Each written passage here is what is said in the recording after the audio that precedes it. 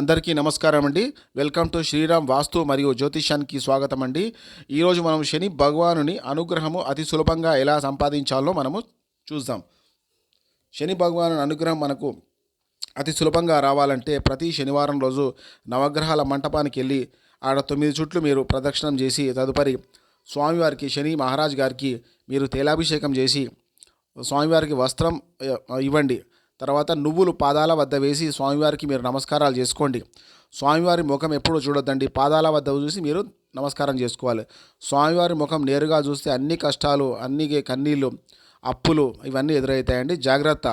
తదుపరి మీరు కాళ్ళు కడుక్కున్న తర్వాత బయటికి వచ్చాక అక్కడ ఉన్న నిరుపేదలకు 8 మందికి తగ్గకుండా ఏదైనా టిఫిన్ కానీ, లంచ్ కానీ, మధ్యాహ్నం అయితే లంచ్ కానీ, పొద్దున పూటనైతే tiffin oil food related with oil food అండి. ఆయిల్ ఫుడ్ ఏదైనా 8 మందికి తగ్గకుండా మీరు నిరుపేదలకు మీరు ఇవ్వండి. ఎందుకంటే శని భగవానుడు కర్మకారకుడు అండి, కర్మకారకుడు. మనం ఎవరికైనా అప్పు చేశాము, అప్పు తీరవట్లేదు, వాళ్ళని చాలా ఇబ్బంది పెడుతున్నాము అంటే వాళ్ళ కర్మ అన్నది మనకు వచ్చేస్తుంది. ఆటోమేటిక్ వాళ్ళ కర్మ అన్నది మన జాతకానికి వచ్చేస్తుంది. మన జాతకం ఎంత బాగున్నా పర్లే ఆ కర్మ అన్నది ఆ పోయే వరకు మనల్ని ఇబ్బంది పెడుతూనే ఉంటుంది. కావున ఎవరైనా అప్పులు తీసుకొని వాళ్ళని మనం ఇబ్బంది పెట్టినట్టయితే మనకు ప్రాబ్లమ్స్ వస్తాయండి, హెల్త్ ఇష్యూస్ వస్తాయి, మానసిక ఆందోళన ఉంటుంది, ఇంట్లో ప్రశాంతంగా ఉండదు, ఎప్పుడు చూసినా గొడవలు ఉంటాయి. అట్లేమని ఉంటే ఇచ్చేసుకోండి. ఏమన్నా అప్పులు ఏమైనా ఉంటే అవన్నీ తీర్చుకోండి. మీకు అద్భుతమైన ఫలితాలు మీకు రావడం జరుగుతుంది. ఇంకోటి ఏంటిదంటే శని భగవానుడు ముఖ్యంగా ఆయుష్ కారకుడు అండి. మన ఆయుష్ని నిర్ణయించేది శని భగవానుడే. మనం ఎంత నిరుపేదలకు సహాయం చేస్తామో, వాళ్ళకి ఎంత అన్నదానం చేస్తామో, వాళ్ళని ఎంత బాగా చూసుకుంటామో, అంటే నిరుపేదలు అంటే ఎవరండి? నేను చెప్పొచ్చేది ఏంటిదంటే మన చేతి కింద పనిచేసే ఎవరైనా పర్లే, వాళ్ళు కార్మికులు, ఏ సిబ్బంది అయినా పర్లేదండి, ప్రతి ఒక్కరికి శని భగవానుడు కారకుడు. మీరు టెంపుల్ దగ్గర ఇచ్చాక వాళ్ళకు నమస్తే పెట్టండి, వాళ్ళకు మీరు నమస్కారాలు చేసుకొని మళ్ళీ మీరు మీ పనిలో మీరు వెళ్ళిపోవచ్చండి.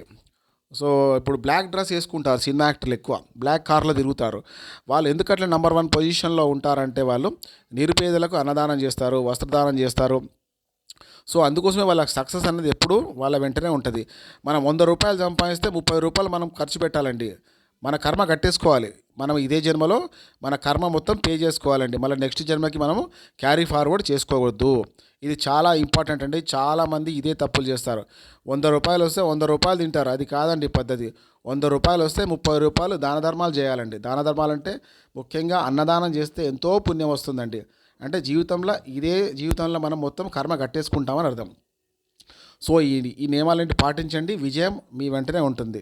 లైక్ చేయండి, షేర్ చేయండి, సబ్స్క్రైబ్ చేయండి. శ్రీరామ్ వాస్తు మరియు జ్యోతిష్యం. ధన్యవాదాలండి. Thank you.